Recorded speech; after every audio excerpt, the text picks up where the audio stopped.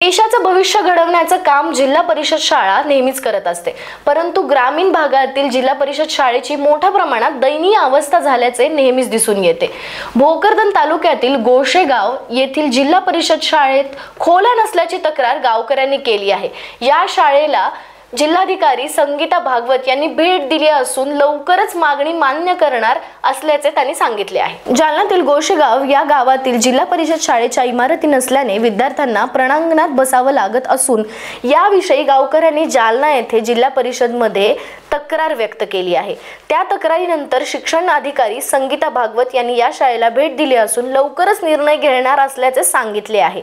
या निमित्त वृक्षारोपण करत शालेय पोषण आहाराच्या खिचडीची देखील चव त्यांनी घेतली। मात्र मागणी मान्य न झाल्यास गावकऱ्यांनी आंदोलनाचा इशारा देखील दिला आहे। काय सांगाल तुम्ही? या शाळेमध्ये विद्यार्थी बाहेर बसल्याचा एक व्हिडिओ सोशल मीडियावरती व्हायरल केलाय आणि खोल्या नसल्याबाबत तुम्ही वरिष्ठांकडे तक्रार केली होती आणि वरिष्ठांनी या शाळेला व्हिजिट दिली।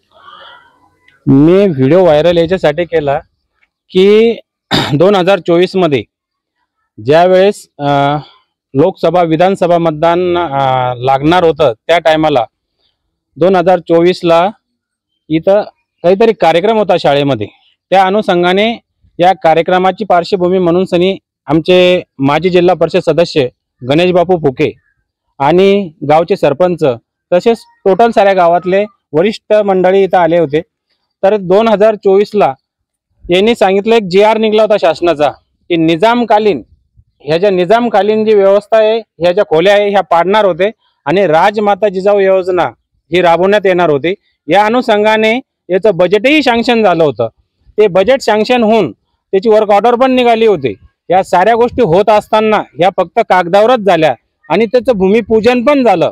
मग या सर्व गोष्टी होत असताना त्या नुसत्या कागदावर झाल्या, अंमलात आल्या नाही। या सर्व गोष्टी बाबी लक्षात आल्याच्या नंतर आज ज्या वेळेस आम्ही शाळेत आलो त्यावेळेस आम्हाला हे कळालं की बाबा इथं विद्यार्थी 2 वर्ग एका वर्गात शिकवल्या जाते। त्या वर्गामध्ये अलीकडचे जे शिकवलेला जो समजा शिकवलं जातं ते पलीकडे ऐकू येतं, पलीकडच्या विद्यार्थ्याला अलीकडचं ऐकू येतं। याला जर जागाच नाहीये बसायला, ही दैनंदिन अवस्था आहे। माझी या गेंड्याच्या कातडीच्या सरकारला फक्त एवढीच विनंती आहे की बाबांनो, हे कागदीपत्री घोडे नाचणं सोडून द्या, अंमलात काहीतरी योजना आणा, याचा पाठपुरावा करा आणि इमारतीचं काम चालू करा। जर या सर्व गोष्टी निवेदन देऊन यांना सांगून जर झाल्याच नाही तर मी येणाऱ्या काळामध्ये अर्धनग्न उपोषण करणार आहे। हा मी शासनाला लाईव्हच्या माध्यमातून इशारा देतो। मॅडम, काय सांगाल? या गावकऱ्यांची काय तक्रार होती आणि त्या तक्रारीच्या अनुषंगाने तुम्ही कुठल्या विषयासाठी या गावामध्ये भेट दिली?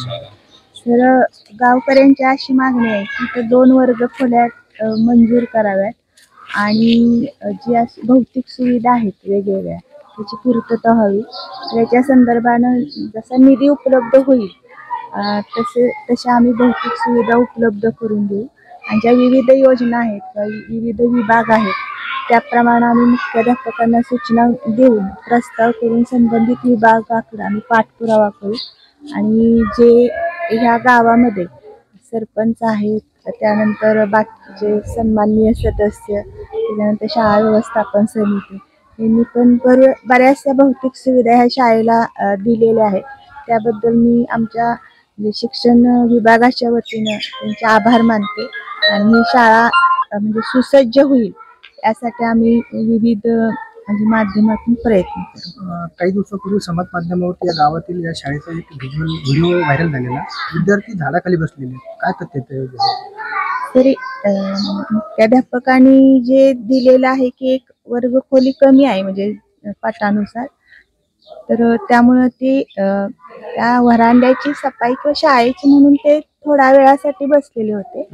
हां, सुविधा आणि आता एक अंगणवाडीची जी वर्ग खोली आहे ती ग्रामपंचायतीमार्फत दुरुस्त होत आहे, तर 8 दिवसामध्ये त्याची सुद्धा व्यवस्था होईल आणि आमच्याकडून आम्ही म्हणजे व्यवस्था करण्याचा प्रयत्न करू। मॅडम, काही शाळा वगळल्या तर बहुतांशी शाळेमध्ये मुतारीची व्यवस्था आहे, मात्र शौचालयाची व्यवस्था नसल्यामुळे विद्यार्थ्यांना खूप मोठ्या त्रासाला सामोरं जावं लागतं। या संदर्भात तुम्ही वरिष्ठ अधिकारी म्हणून काही सूचना करणार का?